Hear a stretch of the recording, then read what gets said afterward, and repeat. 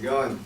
So, the affirmative states that the banning of hydraulic fracturing would have a positive effect on the environment and reduce all this spillage and environmental damage.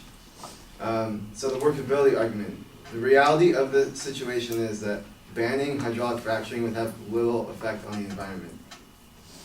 In fact, there is no conclusive evidence on whether fracking is inherently bad for the environment.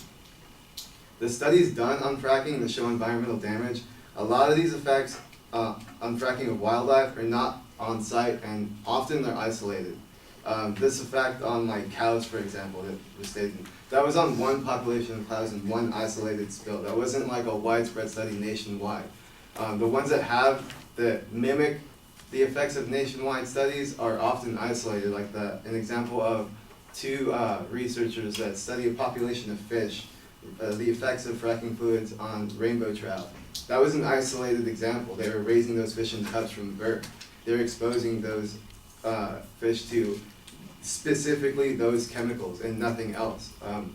That doesn't show anything. Like there's a lot of other chemicals in streams naturally, a lot of other minerals. When you're just using plain old water, like what does that show? It doesn't show anything.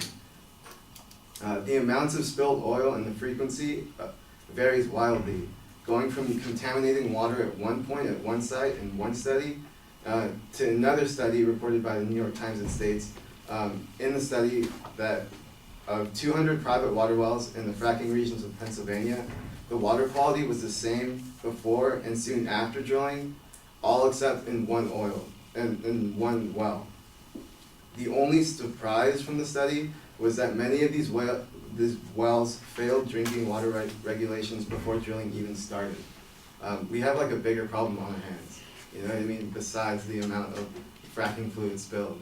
Most of our wells nationwide are naturally not up to standard.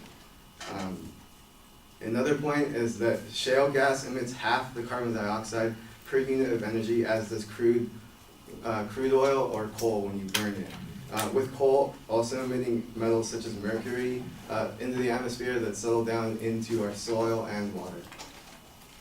In fact, fracking is the most efficient way of extracting oil and gas, allowing operators to extract up to previously inaccessible areas.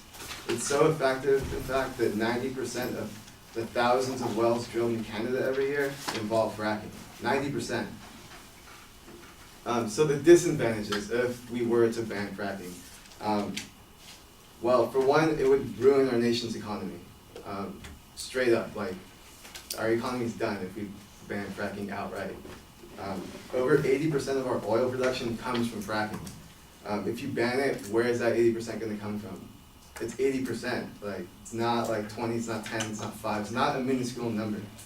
As fracking becomes more commonplace and widespread, we'll see an abundance of oil and gas leading to prices being driven down worldwide per barrel, leading to lower prices at the gas pump too. A decrease in the scarcity and a less importance on oil as a commodity. This leads to oil-rich nations that depend on their oil as an economy, Russia, Saudi Arabia, all that stuff. They're going to have less pull, less of a global voice. And fracking has helped our nation's economy as well. For example, in North Dakota, it flourished as an oil-rich state after fracking became widespread. And it has the third lowest unemployment rate in the country, and a budget surplus of over $700 million. The shale and gas contribution to the GDP was $76.9 billion in 2010, and it will increase to $110 billion in 2018, and will nearly triple to $231 billion in 2030. It's just going to boost our economy if we embrace it while we have it. We would do more harm to the environment shying away from natural gas. Reliable modes of solar and wind power modes of transportation are still a decade plus away. Reliable electric and hybrid powered big rigs and big forms of transportation are still a few years away from being mainstream. What do we do in the meantime if we ban natural fracking? With the abolition, we'd see a decline in the use of natural gas to power our buses and big rigs. And gas-fired electricity generates half, or the carbon dioxide as coal-fired or crude oil-fired. And we'll see more reliance on diesel fuel, which is way worse than natural gas or regular old gasoline, you know what I mean? So yeah, if we ban fracking and ruin our economy, and the environmental effect doesn't really outweigh the economic impact that fracking has. Thanks.